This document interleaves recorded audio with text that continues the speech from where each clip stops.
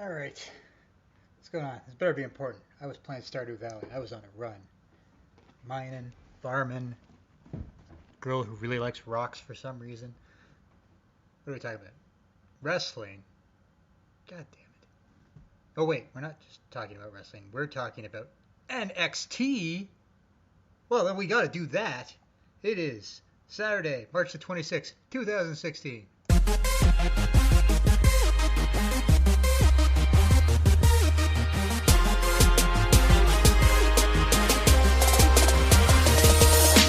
In a world where everyone has an opinion on professional wrestling,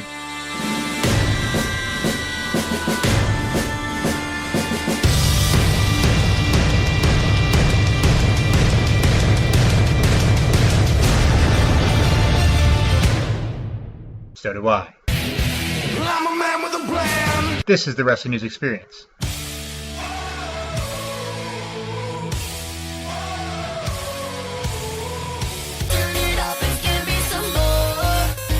After dark.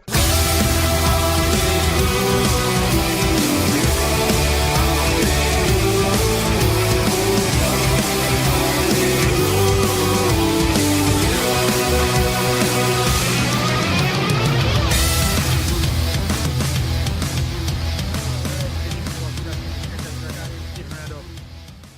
Sorry about the 1 week delay. It was kind of unavoidable. I'd tell you more about it, but then it wouldn't be my secret problem with depression.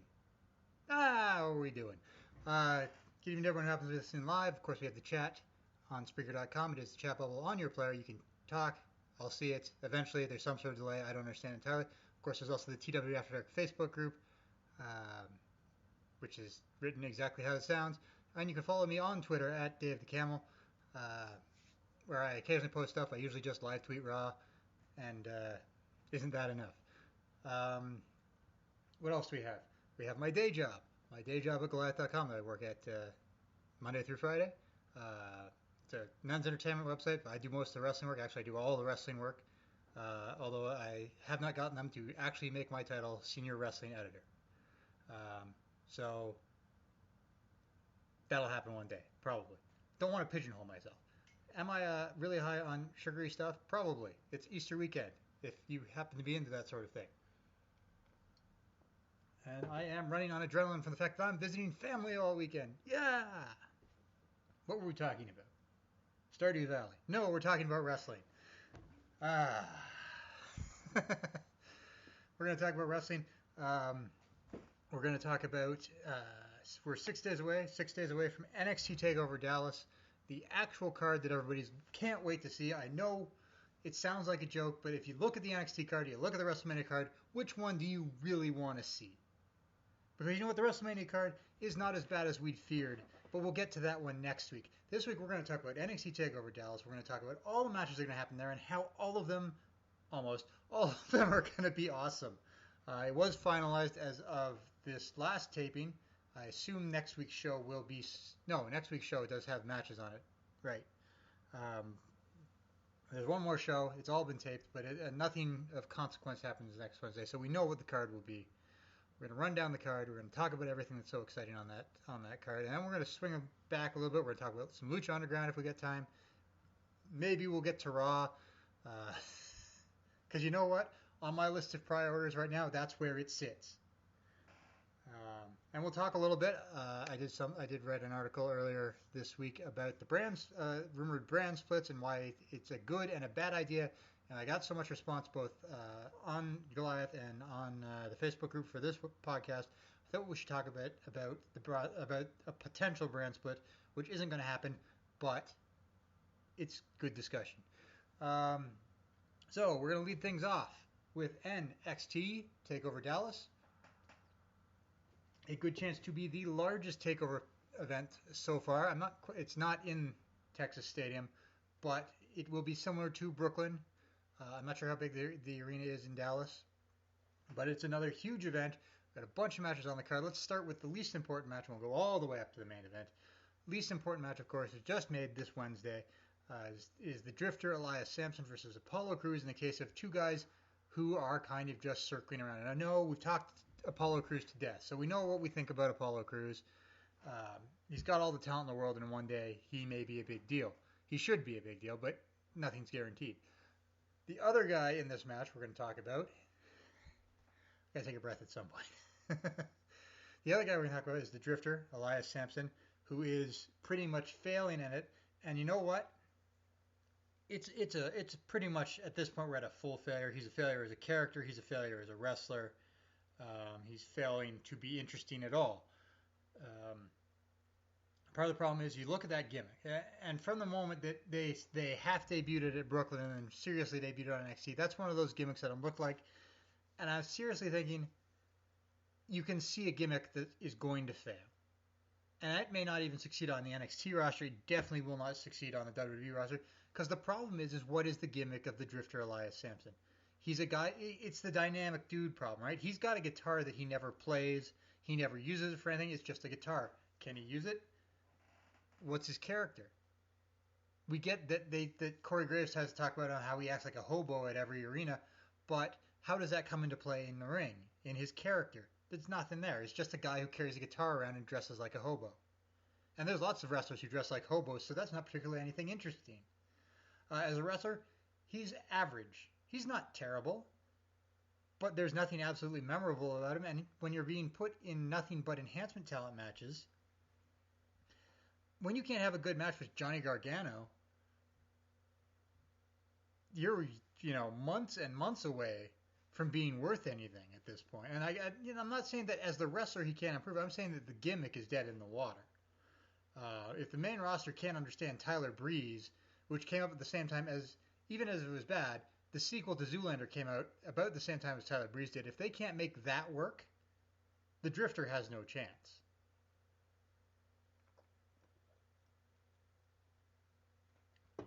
Like, he won't even get the introductory feud with Dolph Ziggler before they forget about him. So in that case, in that match, Apollo Crews is the one with the future, and it looks like the main event scene may be opening up about 3 days later. So I would suggest that Apollo Crews will get that win.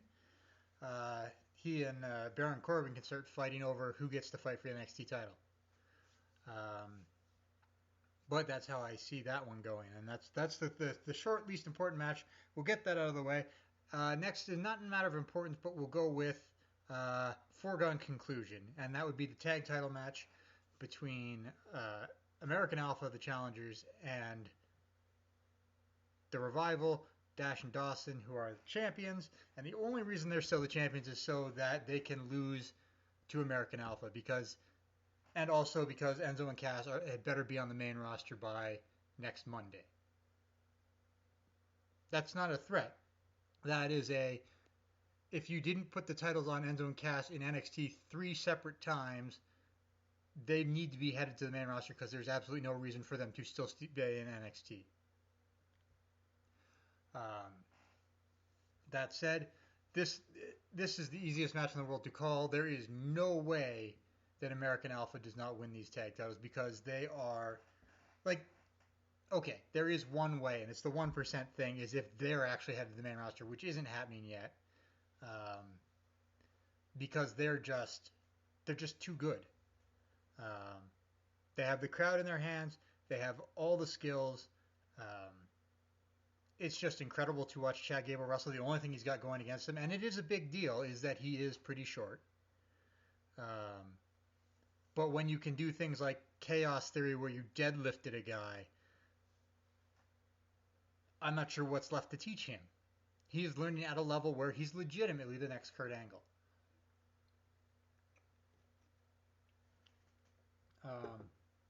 So yeah, all fair play to Dash and Dawson. You know what?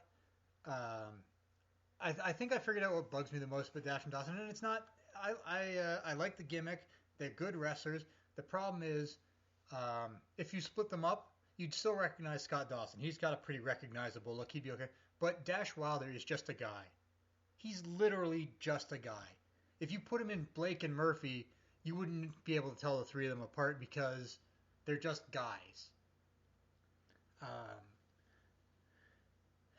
And Dawson isn't a full even. Well, I mean, he is a wrestler, but he's not a full-time wrestler. He's like an NXT agent most of the time. He as I saw on as you might have seen on Breaking Ground, he does a lot of agent work for the show. I think they tried him on commentary for a while even. But it's not that the Revival can't be a good team, but it's another team that you see, they go up to the main roster, they get exposed for, first of all, I don't think they're that tall. Second of all, there's not a lot marketable. I mean, you can talk about them being like the Andersons and the old school tag teams, but is that marketable anymore? Or are they just like good as Blake and Murphy are, as guys who can stay in NXT and get beaten by face teams? Or be challengers for face teams going forward? Because I just don't see them. I don't see it being a gimmick that has a long legs on the WWE roster. There's nothing against them. It's just, some people are destined to have a ceiling, and maybe NXT is theirs. Like I said, the only reason they're still champions is because Enzo and Cass didn't get the belts so that they could go to the main roster. And at this point, like I said, it's a foregone conclusion. American Alpha are taking those belts. Not only because they're the best team, but because giving them the belts gives them so many options for feuds going forward. The Revival haven't really got any feuds to move into, but if American Alpha win the belt, they've got the rematches against the Revival. They've got the Vaudevillains are getting a semi-repush.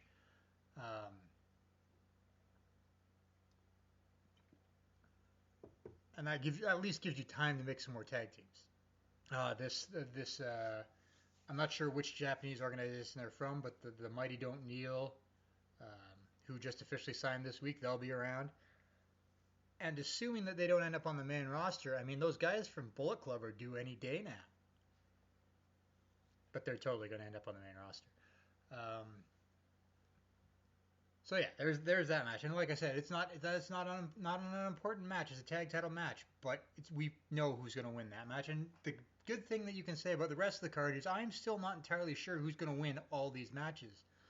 And we'll start off with the match most recently made behind the guy who got to be WWE NXT's most recent signing for a whole week before someone else came in, Austin Aries, the greatest man who ever lived.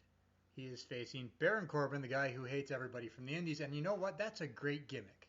It really is, and it plays into a lot of the problems that some people have with NXT right now, and a lot of problems that a guy like Baron Corbin, who grew up as an NXT guy and not an indie guy, would have.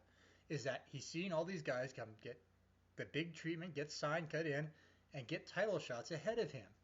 The main event is two guys who were indie guys who got title shots ahead of him, and Sami Zayn's getting to fight another independent signing, I mean bigger signing, but Baron Corbin, in his eyes, it's easy to see, he's been shunted down the card for a bunch of indie guys, especially when he's 6 foot whatever. And he shouldn't like that. And the idea that things like shouting, go back to Ring of Honor at a guy who's never worked in Ring of Honor, that would be perfectly in character for that guy. He doesn't care what indies, he's heard of Ring of Honor, so he assumes that everybody wrestles there. I like Baron Corbin. I've come around on Corbin. He's not ever going to be the best wrestler in the world, but he's pretty darn good. He's improved a lot. He's got a good chance at being a real homegrown success story for NXT.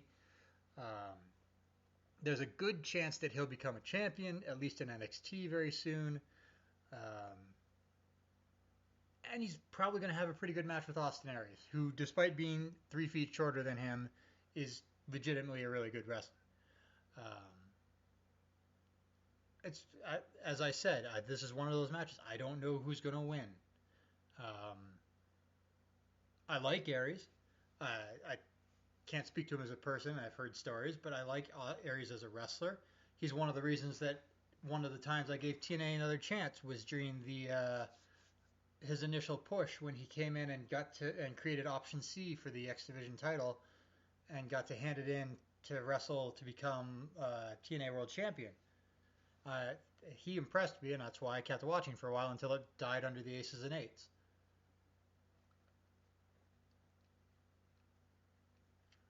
And the weird booking where Aries turned heel and ended up facing Jeff Hardy and losing at Bound for Glory. TNA was wild.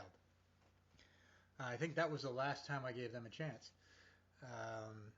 But I think he's good. And it's hard to say who should win, who will win. Aries hasn't even really wrestled a match yet. Uh, I think it's hard to say because I was all in on Cruz winning last month or last takeover in the UK, and he beat Apollo Cruz. Uh, I could see him beating Austin Aries. I guess it depends what the plans are for him post Dallas. If he's going to go back into title contention, yeah, he beats Aries. Um, it's just Aries is one of those guys who I'm sitting there going, I'm not sure where you put him in NXT. Um, I guess there will be spots opening up. We know Zayn is done after Takeover, probably losing one of Joe and Baylor, and we're losing at least one tag team. So there are spots for Aries. I guess we'll see going forward, but I think that Corbin takes the win here and moves up to become a contender to whoever is the NXT champion after this. That actually would help a lot because you know what, Austin Aries versus Samoa Joe, those would be some good matches. If Joe wins and you put you have him face off against Aries a couple times, that's not the worst thing in the world. I feel like I've been talking a mile a minute. Just let me get my breath for a second. What else do we have? We've got.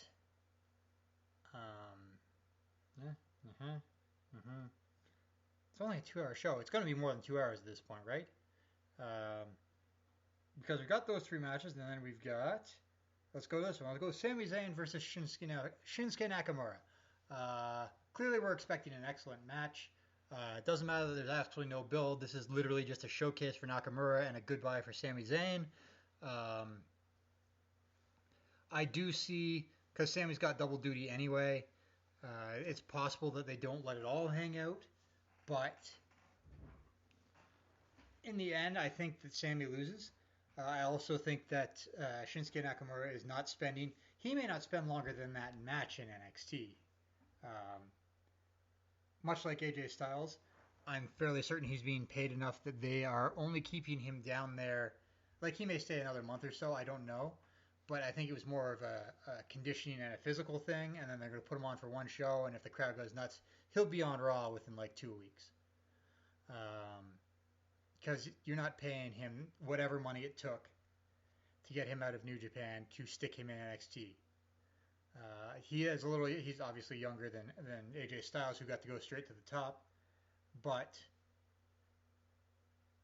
he's just a guy who I feel they put him in NXT like when Daniel Bryan came in and he stayed in NXT for like a month just to get back into the swing of things in North America. For him it was in WWE. For Nakamura, it'd be to get into to make sure he can do the WWE, the North American style of wrestling, before you send him up to the main roster and he kicks somebody's head off. I'm looking forward to this. I got to be honest, I've only seen a couple Nakamura matches in my life, but they were at Wrestle Kingdom 9 and 10, so those are pretty good ones to see. I'm interested to see what their plans are for him, what they think he'll do, how long he'll stay in NXT, what he might do on the main roster. I'm sold on him being that he should be a big deal, but that just doesn't mean that he will be. As a lot of people have said, this doesn't look great for Hideo Itami, especially if Nakamura comes over and sets the world on fire, because that was supposed to be his job. And it could be a way of seeing that his spot gets taken. On the other hand, Nakamura is one of the best in the world. We got to be happy to see him. I personally can't wait for the match, and the fact that I can't wait for this match between one of my favorite wrestlers and a guy who's apparently one of the best in the world, and I still don't think it's going to be the best match of the night. And that's just incredible. The match I do think that will be the best of the night, we'll talk about next. NXT Women's title match between Bayley and Asuka.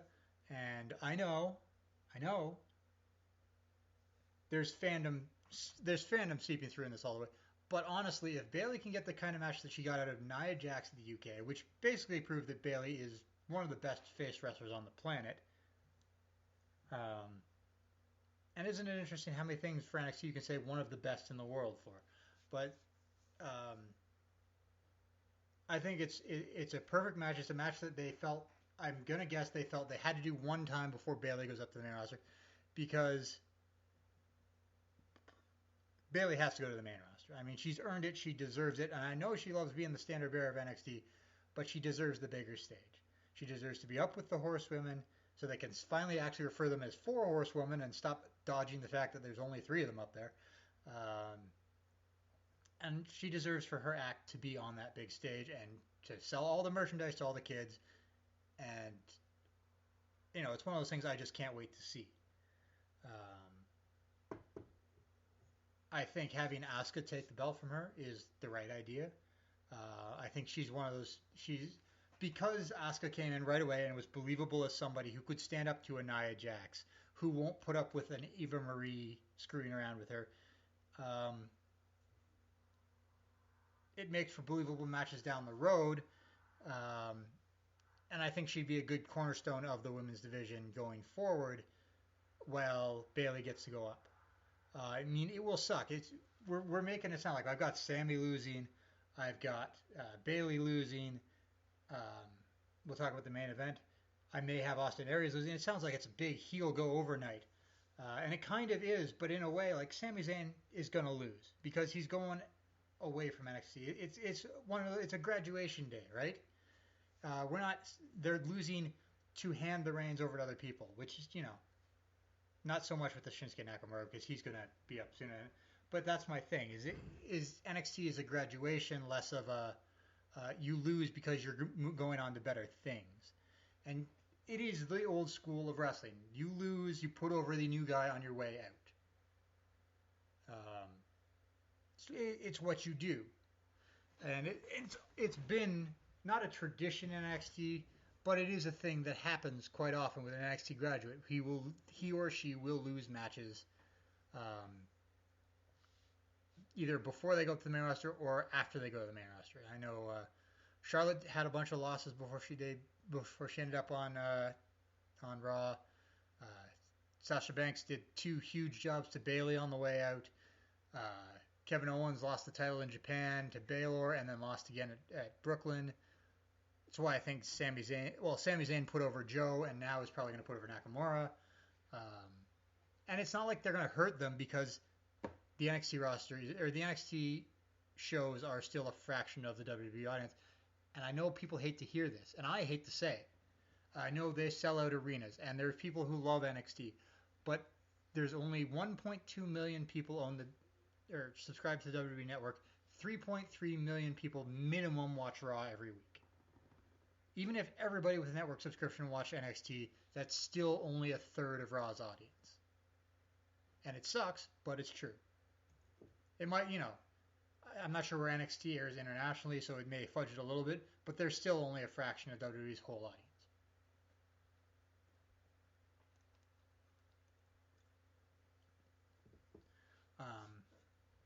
So I do think this, if they let them, which you know they will, they'll get their time, they'll get their chance.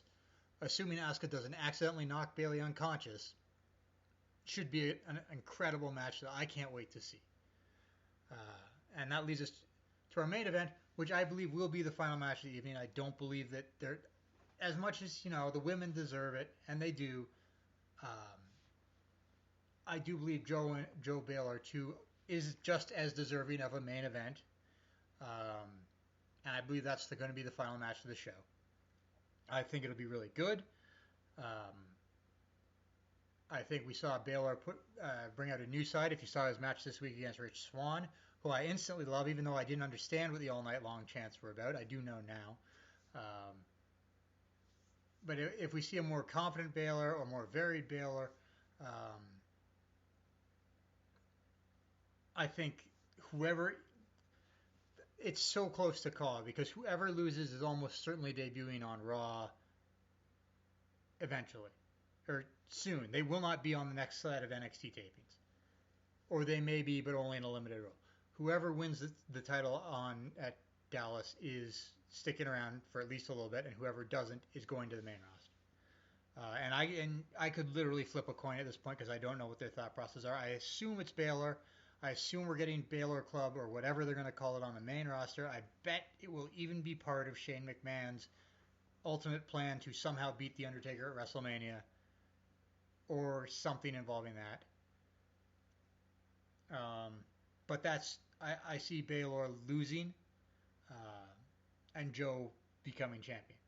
I don't know what the plan is going forward off of that, but that's just how I see it going.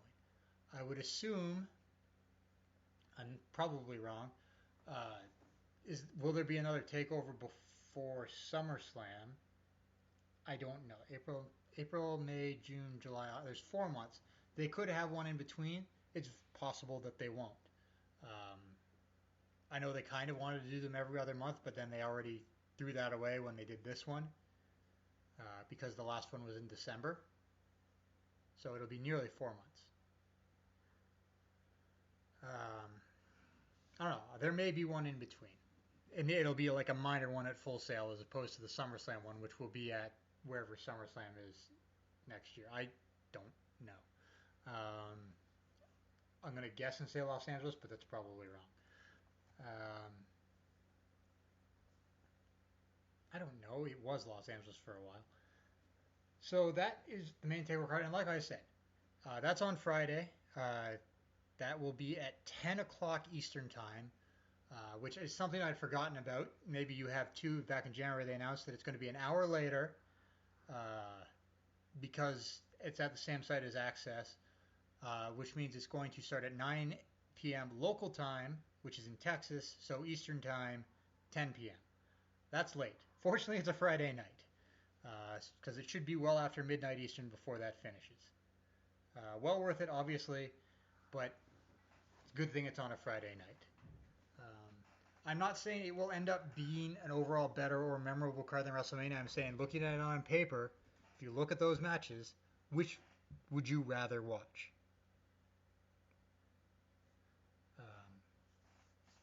So that's TakeOver. What's next? Where do we go? We got lots of time. Because I'm talking way too fast, and there's nobody here to stop me.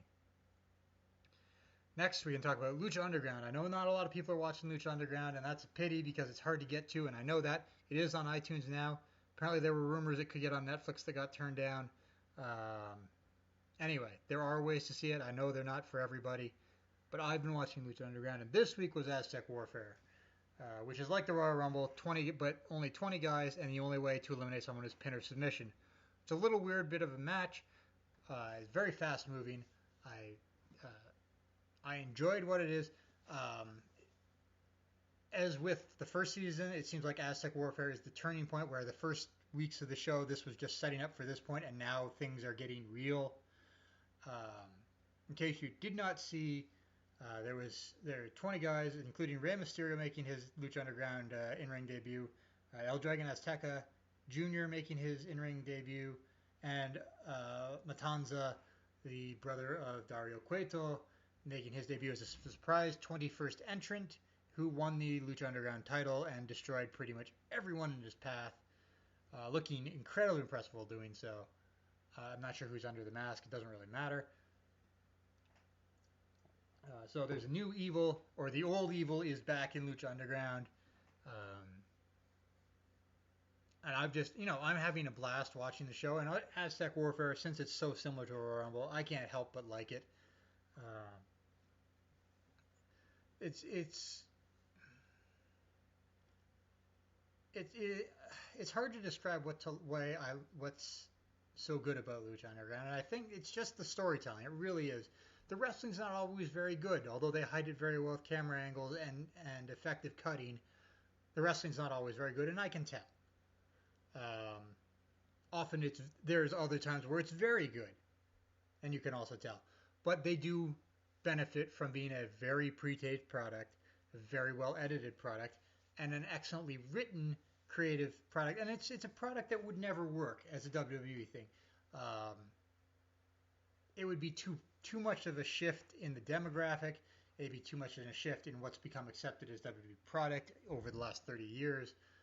It would be nice to believe that we could do cinematic season, and it's also a product of the fact that Lucha Underground works in seasons, so they have it all planned out from day one. This is what the season's going to be like. These are what we break it up in episodes. We can time everything perfectly. WWE is timing things on a week-to-week basis, and occasionally, if we're lucky, month-to-month. They just don't have the ability to follow through on stuff like that because they can't just tape all their shows in a single week and then just air them out over several months. We've got to deal with stuff like, the Miz might have gotten injured on a house show this week, and we got to change everything because all the shows air live every week. And no, I'm not saying one is a better or worse way. I'm just saying it's the reality of the situation. Now, I liked it, and things are clearly. I don't read the spoilers for it, so I have no idea what's going to happen. But clearly, things are going to pick up going forward. So if you are not yet watching Lucha Underground, I very much encourage you to do so, especially if you want to see like Rey Mysterio looking like he hasn't looked in years. There are some WWE talents down there. There's some very good indie talents like Joey Ryan and Jack Evans. It's a lot of stuff that I've really enjoyed watching, and it's a good change from the WWE product, even from the NXT product, which is still WWE to some extent. Lucha Underground is nothing like that. You're not always going to get, like I know there's been some great matches there. You're not always going to get the best wrestling in the world, but you're going to get a different, more interesting product. So especially after this week, I have to recommend that if you're not watching it yet, this like Aztec Warfare is a good time to pick up because, like I said, the first few weeks of the season just set up for this. This has been the climax of the season so far as Aztec Warfare, and then there'll be all new storylines coming out of that show. And all you need to know is that Pentagon Jr. is the guy. You'll understand the minute you see him. But what else do we have? That was my Lucha Underground bit for the... Do we have to talk about the rest of WWE? They just so depress me. They really do. All right, where are we at? What happened on Raw? A whole lot of nothing. As I joked when I was watching it, they're just after all the injuries, they're just going to make the last two Raws before WrestleMania a whole bunch of talking, and boy, did they. I mean, as much as I enjoy big matches between AJ Styles and Kevin Owens, and as much as I kind of wish they would save those so that we can have a real meaningful match between the two of them, that was the only match of the first hour. It was a good match, 20 minutes long, 2 commercial breaks. It was the only match of the first hour. Nearly hour 15 because that was by the time the Big E Rusev match started, it was nearly 9:15.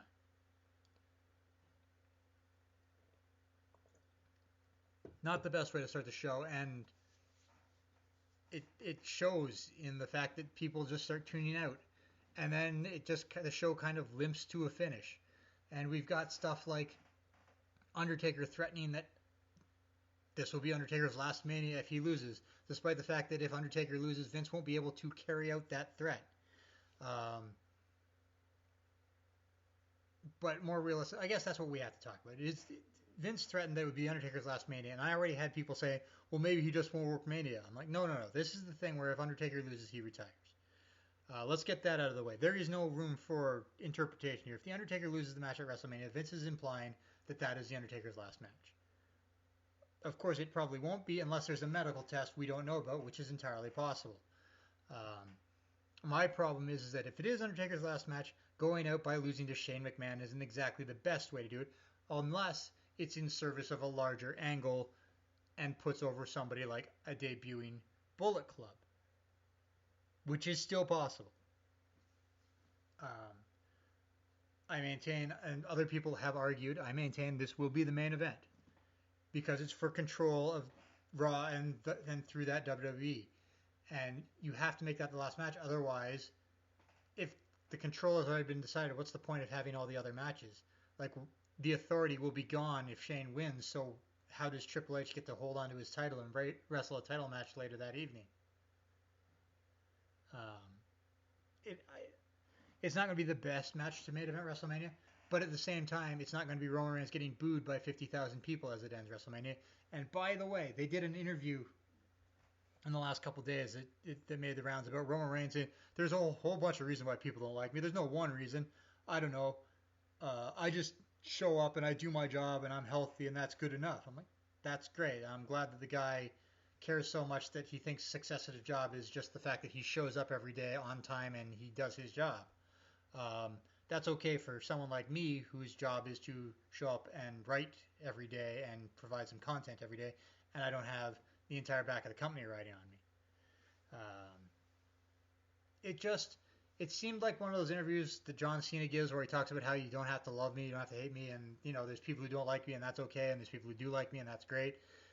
But it was done with like half the charisma and none of the self-awareness that John Cena brings to the table. When John Cena does that, he knows that a lot of the people booing him are just doing it because, they're not booing him, they're booing the booking. A lot of people who boo John Cena still respect John Cena. Roman Reigns doesn't get that same thing because the people booing him don't necessarily respect him. He hasn't been around long enough to get the respect that John Cena has. I think the worst thing they can do is make him the John Cena guy where he says, you can boo me or cheer me. No, Roman Reigns kind of needs the character definition. You need to know if you can cheer him or boo him so we know what the hell's going on. You can't just make him a wishy-washy, oh, it's okay, as long as we're getting a reaction, it's a good thing. It's not a good thing because he's not strong enough to be the guy to get the 50-50 reactions. And I wrote a thing, and I meant to address it last week when I didn't do a show. I wrote a thing about how Roman Reigns will never be the number one guy in WWE, and I thought I explained myself fairly well. But of course, I'm wrong. I think he'll be a top guy. I think he'll be a main event guy. I do not think he'll be the guy who carries the company forward because for a multitude of reasons, most notably that WWE itself has screwed him over so many times. By portraying his character badly, by booking him inconsistently, by shoving it down people's throats when there were better options. There's so many reasons why he can't be the number one guy. It just, by the fact that they're not going to turn him heel.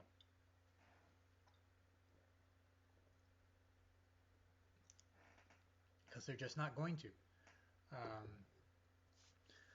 But I've dwelt on Roman's a lot. He's winning the title on Sunday coming up. I've dwelt on him enough. We'll talk more about the main event title match next week. Let's talk about something that's been making the rumors all week. The idea that if Shane McMahon wins, his wording about only wanting control of Raw means there's a possibility of a brand split. There was rumors about graphics being made for Raw and SmackDown. If you want to see those unique graphics with unique wrestlers for Raw and unique wrestlers for SmackDown, guess what? They're on WWE's main page. Go to shows for Raw and for SmackDown. Those are the graphics people are talking about. They already exist on it. They're just using different wrestlers for the different shows. And the reason why I didn't fly off the handle and say, oh, that's clearly they're doing a brand split is because I know, and like many people know who were watching for the original brand split know, they had no idea who was going to join which brand that far in advance. The whole thing was literally done on the fly after the show, other than the top 10 for each roster. And even that, we're not sure how far in advance they planned that out. There's no way that even if they were planning to brand split, there's no way they would know what wrestlers are ending up on which brand 2 weeks before WrestleMania. They just would not have planned things that well. And I've come up with reasons why it's a bad idea and reasons why it's a good idea to brand split. I think overall it's a bad idea, mostly because the one that I weigh the heaviest in my mind is I do not trust WWE Creative to be able to make both Raw and SmackDown long, compelling shows because they have enough trouble making Raw a compelling show on a weekly basis. And you want to cut the roster in half and cut the creative staff in half and make a 3-hour Raw interesting still? Do you trust any of them to do that? No. Do you trust them to do it for Raw and for SmackDown? No. And they're not complete idiots, so I don't see them doing that. I just don't. It might be interesting, and I wouldn't be against them actually doing it, but I just do not see a way where they can make it good. I think they need to worry about making the product good before they worry about splitting everything in half and trying to make 2 products good. It's almost certainly not happening. When Shane said control of Raw, he means he's getting control of WWE.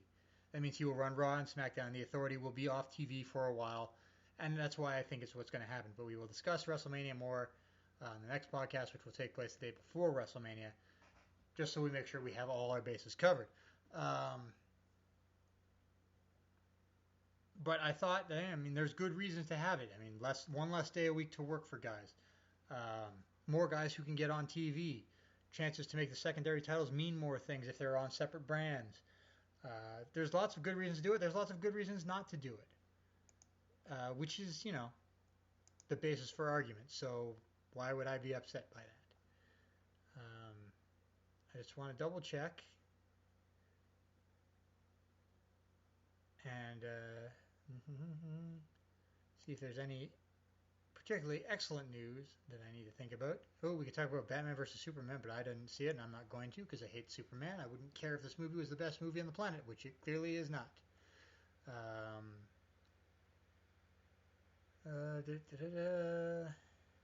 News might have been injured this Sunday in a house show,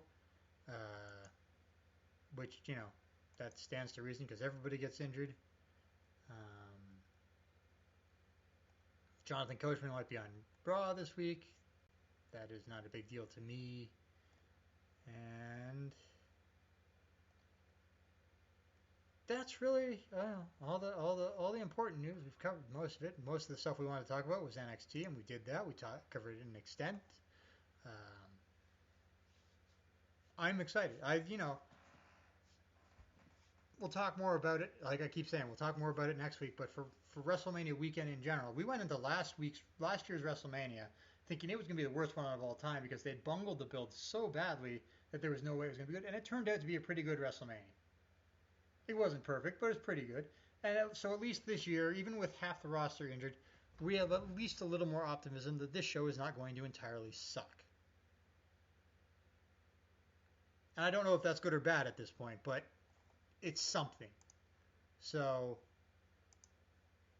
we'll hold that in our hearts for another week. We'll see what Raw is like. We'll see how badly they screw everything up in the last week. Maybe it will end with Roman Reigns playing tug of war with the belt and everybody will boo. But I don't know. Maybe they'll figure out that making him look like a serial murderer is probably not the best way to get him over as a face.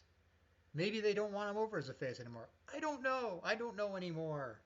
I don't know what their plan is because if it's either the most brilliant, stupid plan or the stupidest, brilliant plan ever.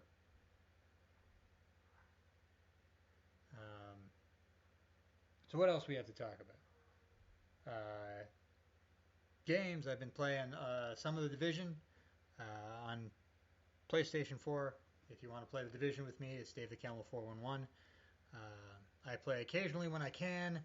Obviously, some nights, like nights when Raw is on, I can't because I have to do Raw, both because as a fan and because for my job. Another reason I hope for no brand split is I'll have to start watching SmackDown again, which will cut down on my television time. I'd like to watch SmackDown, there's no reason to. So, no real reason to. Like, I'd love to listen to Mauro Ranallo talk, but there's no real reason to watch SmackDown. There still is no real reason. But if there was a brand split, you'd have to watch it. I'm also playing, as I've mentioned several times, I'm playing Stardew Valley, which is not just Harvest Moon, so if that's what you're worried about, it's not. It's really good and really addictive, and it's on Steam, so I hear it might be coming to console soon, but it's on Steam right now. It's like less than $20. You owe it to yourself to play a nice, fun game that's actually surprisingly complex, and the good news is there's no wrong way to play it, because if there was, I would have discovered it by now.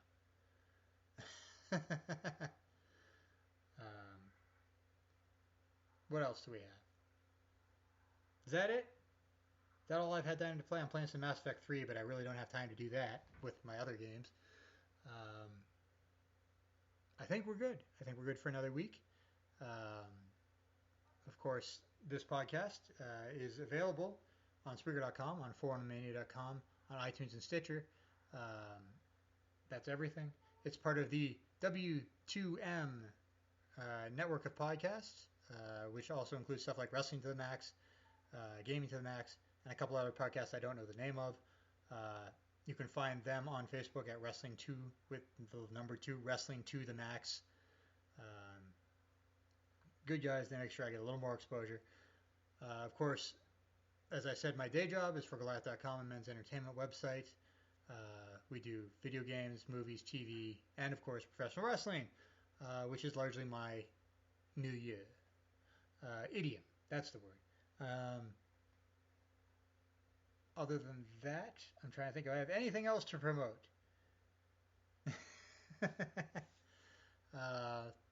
we will see you again next Saturday. I guarantee it. We will talk about WrestleMania 32 and the fallout from Takeover Dallas, which will have already happened by then. I can't wait. So, of course, don't forget, if you're like me and didn't remember, Takeover will be at 10 o'clock Eastern, 9 o'clock Central Time, whatever else it is in your time zone. It's later than usual. That's about all I got to say. Happy Easter to everyone who happens to celebrate that holiday. We'll see you next week. Have a good one. Always be a fan.